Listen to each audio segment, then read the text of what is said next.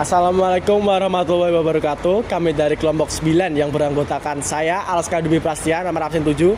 Dan saya Muhammad Afgar Ramadan dari absen 24. Perkenalkan, saya Genia Amara Safina Agahra, absen 19. Saya Mareta Dwi Ariyanti, absen 23. Di sini kami akan melakukan penelitian tentang area traffic control system yang ada di Dinas Perhubungan Semarang.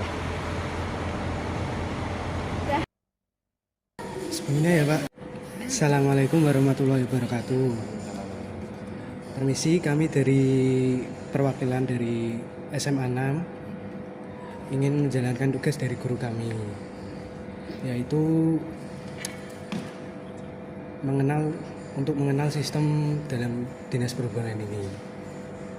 Untuk itu pertanyaannya akan dilanjut oleh teman saya.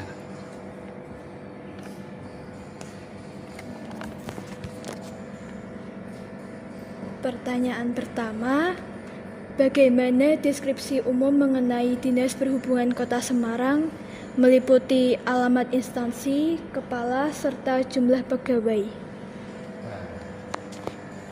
Pertanyaannya itu jumlah pegawainya saya agak kurang.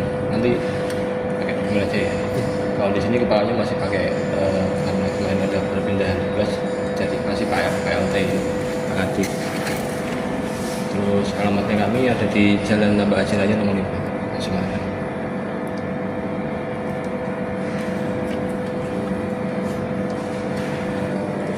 Untuk pertanyaan yang kedua, dapatkah Bapak menjelaskan secara rinci alur kerja sistem yang ada di sini, mulai dari proses awal hingga tahap akhir pelaksanaannya?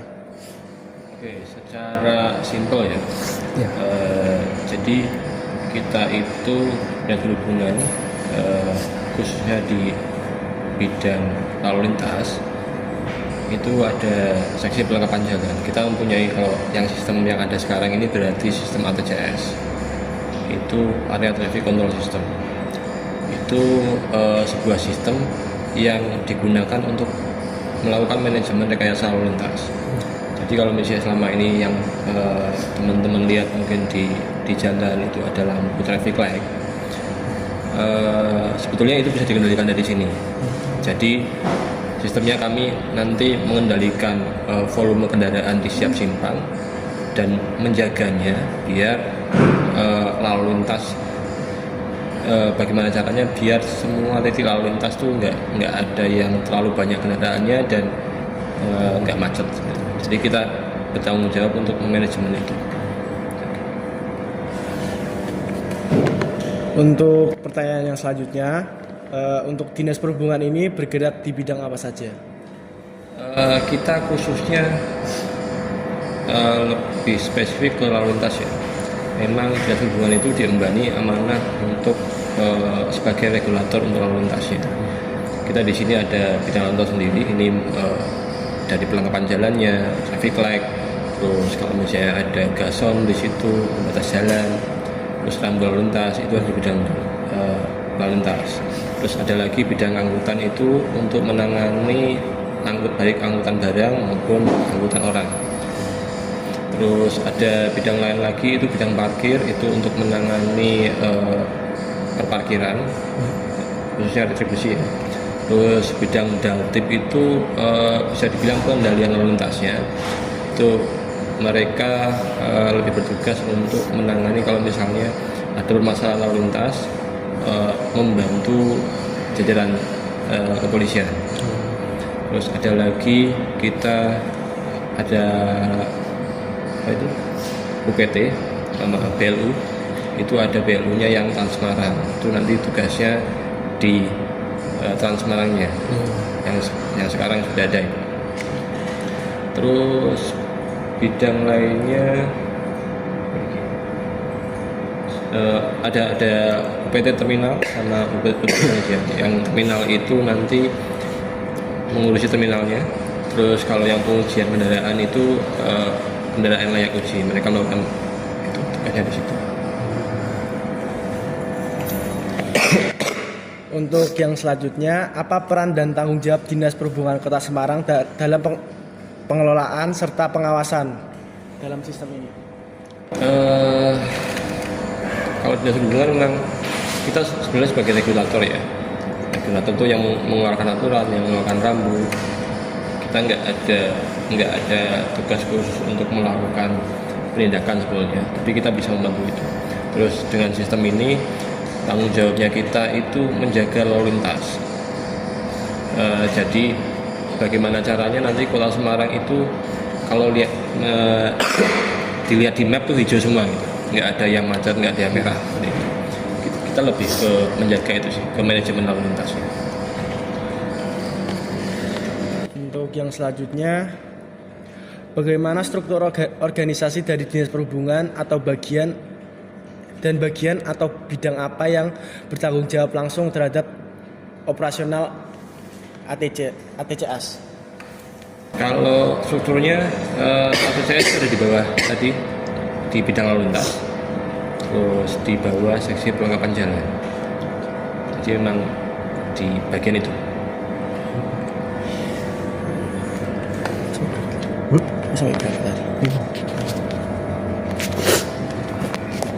Dan untuk selanjutnya ya Bapak, apa yang dimaksud dengan sistem tilang elektronik ini Bapak yang ada di Dinas Perhubungan ini? Maaf koreksi juga. Sebenarnya tilang elektronik itu tidak ada di kaki.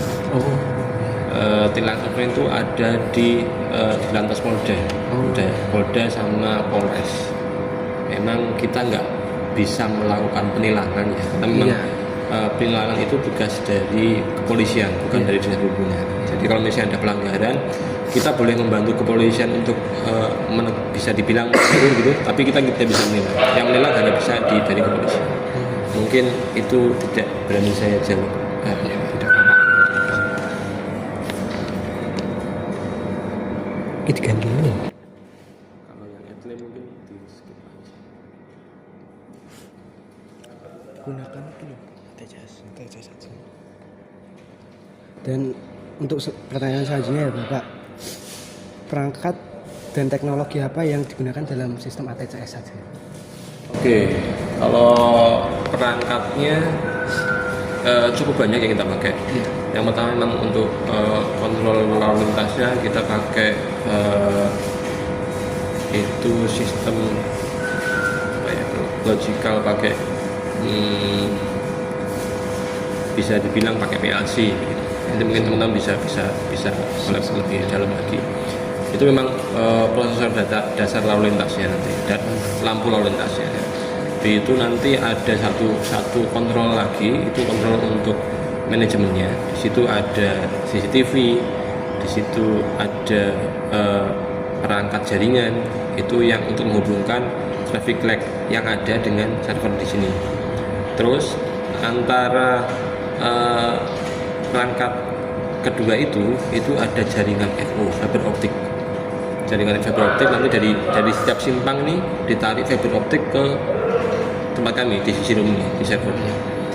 Nanti ada server tentu saja, terus ada layar monitor ini, sama ada PC controlling untuk klien. Itu bisa untuk mengendalikan lampu lalu lintasnya dari kliennya itu. Mungkin secara garis besar itu untuk lampu lalu lintasnya. Untuk sistem lain kita ada VoIP, bisa dibilang itu. VoIP itu berarti untuk transmitkan suara dari sini ke setiap simpang.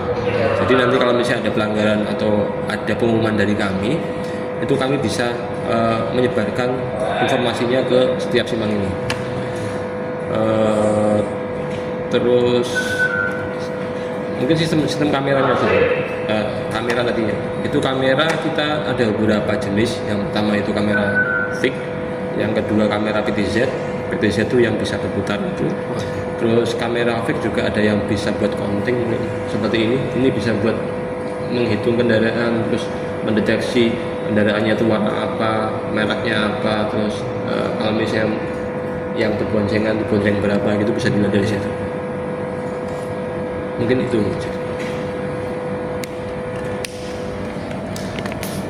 Dan untuk pertanyaan selanjutnya ya Bapak, sejak kapan sistem ATCS ini berlaku di Kota Semarang Bapak? Sistem ini sebenarnya sudah ada dari 2010. Dari 2010 kita sudah ada 6 titik simpang. Sekarang titik simpang kita sudah 40-an lebih sebenarnya. Ya. Dan CCTV kami sekarang sudah ada 60 lebih, sudah berkembang. Memang setiap tahun selalu ada upgrade sih, ada penambahan.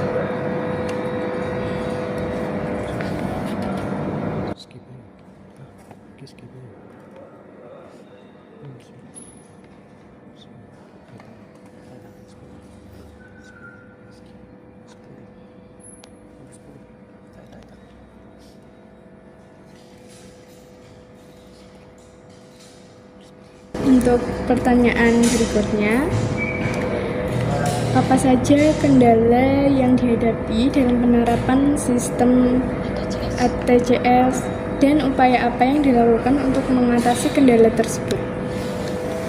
Oke, yang pertama yang sering terjadi itu masalah power sebetulnya. Kan kita nggak pernah tahu PLN matinya kapan. Iya. Itu masalah power yang paling sering sih. Memang kalau misalnya di Kota Semarang memang agak jarang ya, tapi selalu ada permasalahan power.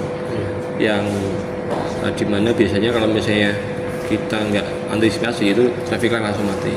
Itu yang pertama, kita sudah ada power backup di sana. Power backup itu ada semacam UPS itu, cuma memang masih terbatas ketahanannya hanya 4 jam. Jadi kalau misalnya listrik mati lebih dari itu bakal traffic light bakal tetap mati. Yang kedua, masalah biasanya di jaringan. Jaringan itu bisa karena fiber optiknya kepotong orang atau ada pohon tumbang di situ. Itu biasanya jaringannya mati. Kalau misalnya seperti itu nanti kita nggak bisa monitor yang di lapangan. Itu kita belum punya cara pencegahannya, tapi memang tim kita sudah selalu ready untuk kalau misalnya sampai kabel FO putus atau apa, sudah ada tim sendiri untuk menangani. Yang lainnya masalah teknis juga, mungkin kalau misalnya ada yang ketabrak atau apa juga kita sudah ada tim teknis di sini. Masalah lain mungkin dari masyarakatnya ya, memang kita tahu tidak semua masyarakat itu mematuhi rambu atau lampu lalu lintas yang ada ya, masih ada pelanggaran. Memang ya kita sudah berusaha, kadang kalau misalnya ada pelanggaran gitu sudah kita himbau lewat pengeras suara, tapi memang ada beberapa titik yang masyarakatnya agak bandel. Mungkin kadang kita minta bantuan jajaran kepolisian untuk melakukan penanganan. Mungkin itu sih. Lalu, apa saja manfaat penerapan ETCS bagi masyarakat serta keselamatan dan ketertiban lalu lintas di Kota Semarang? Oke, manfaatnya sangat banyak kalau dari sisi kami ya. Meskipun mungkin masyarakat nggak terlalu merasakannya. Tapi memang teman-teman ini sudah standby dari jam 6 pagi, mereka memantau lalu lintas ini, menjaga lalu lintasnya biar nggak macet. Mungkin kalau misalnya masyarakat di luar sana nggak sadar kalau misalnya dari sini kita pantau semua, kita manage biar arus lalu lintasnya tetap lancar gitu, mungkin nggak paham. Tapi memang sehari-hari yang kita lakukan seperti itu. Jadi memang kita menjaga kondisi arus lalu lintas di Kota Semarang biar tetap kondusif, bisa dibilang seperti itu. Terus apa lagi yang kedua tadi? Keselamatan dan keselamatan ketertibannya ya, dari sistem ini memang kita bisa pantau semuanya, kita bisa mencegah kalau misalnya ada kendaraan yang berhenti di depan zebra cross gitu, bisa kita suruh mundur, atau pelanggaran-pelanggaran lainnya juga seperti kalau misalnya teman-teman tahu kalau pas hari libur atau apa itu kan kawasan Kiai Saleh itu kan banyak pengendara yang berhenti di bawah lampu larangan itu bisa kita pantau dari sini. Nanti kita juga bisa minta tolong ke bagian daltib, ke jajaran zebra gitu, jajaran kepolisian, itu juga untuk menjaga tetap tertib dan lalu lintasnya tetap lancar sih. Memang dari keselamatan ya, selain itu mungkin kalau misalnya ada kecelakaan terus ada tabrak lari, itu nanti dari CCTV bisa kita tracking sebetulnya. tapi nggak semua kasus ya. Kalau misalnya titiknya itu ada di diri kami masih bisa kita cari. Ini. Lalu, apa harapan atau rencana pengembangan dari Disub ke depannya agar sistem lalu lintas di Semarang bisa semakin canggih dan aman? Oke, kalau rencana kami memang ini masih cukup panjang ya, karena memang Kota Semarang itu punya sekitar 90 lebih lampu lalu lintas, dan kita baru sekitar 60-70%. Harapan kami ya ke depan semua titik simpang ini bisa kita pantau semua dari kantor, dari sini, dari situ, dan kita bisa manage lebih baik.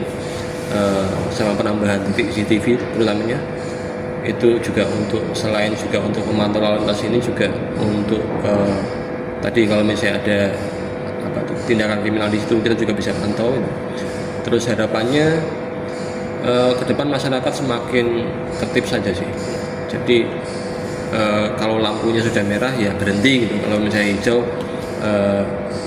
jalan gitu. Karena juga beberapa kali memang kita dapati lampu sengaja kita hijaukan terus itu karena ada damkar atau ambulan lewat, tapi masyarakatnya masih tetap terobos gitu kan. Itu takutnya malah nanti ada kecelakaan di situ. Harapan kita juga semuanya ngikutin lampu lalu lintasnya. Gitu.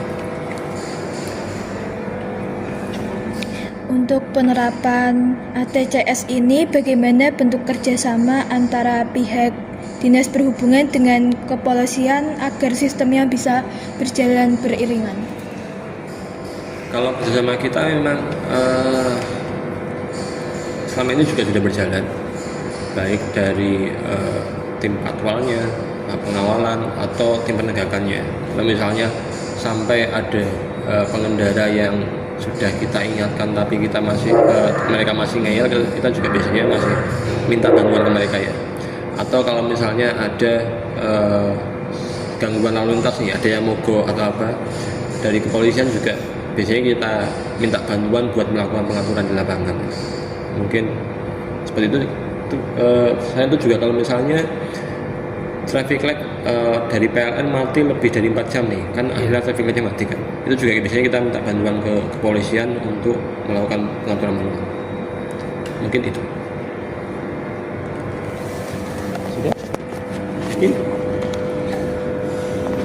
Mungkin sudah cukup dari kami Bapak.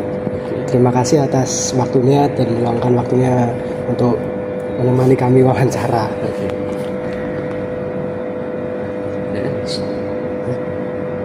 Mungkin cukup sekian. Terima kasih Bapak. Wassalamualaikum warahmatullahi wabarakatuh. Kalau ini sistem yang untuk memantau TKP teman-teman melakukan rekayasa. Jadi memang di sini ada beberapa simpang yang terpantau di sini. Ini rekayasa dari teman-teman melakukan lalu. Terus ini misalnya sudah kemudian berarti sudah 31 kali dilakukan rekayasa. Ini rekapnya. Seperti itu.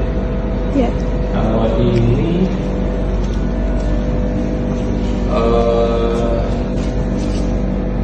ini untuk map titik-titik lalu lintasnya, titik traffic light-nya di sini, sama kondisi traffic light-nya sekarang, pemantauannya di situ.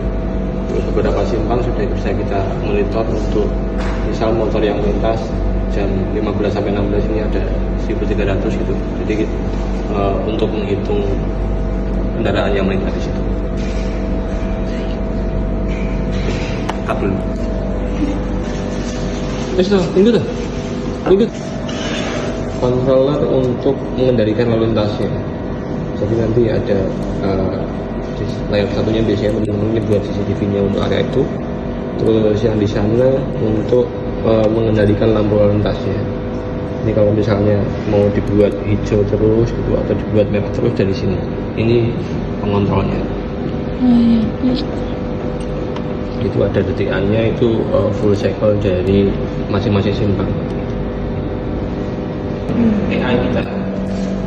Jadi dari sini ada beberapa kamera yang sudah kita masukkan, dan di sini sini bisa deteksi kendaraan yang melintas apa aja, dari kelihatan dari warnanya, dari bentuknya, terus kalau indikator juga ada plat nomornya, itu nanti mereknya juga kelihatan di situ. Misalnya pengendaranya itu pakai jaket apa juga kelihatan di situ. Terus untuk yang ini juga sama, nah, tapi ini lebih ke alarm pengingat bagi teman-teman. Jadi misalnya ini kendaraan untuk muda sekarang lagi direkayasa ditambahkan 24 detik hijaunya. Nanti kalau misalnya ini melebihi dari batas yang kita kasih, misalnya batasnya 70 detik, nanti dia bakal keluar alarm. Ini untuk mengingatkan teman-teman di sini biar nggak kebablasan melakukan rekayasa. Sekian penelitian kami pada hari ini di Dinas Perhubungan. Jika ada salah kata, mohon dimaafkan. Wassalamualaikum warahmatullahi wabarakatuh.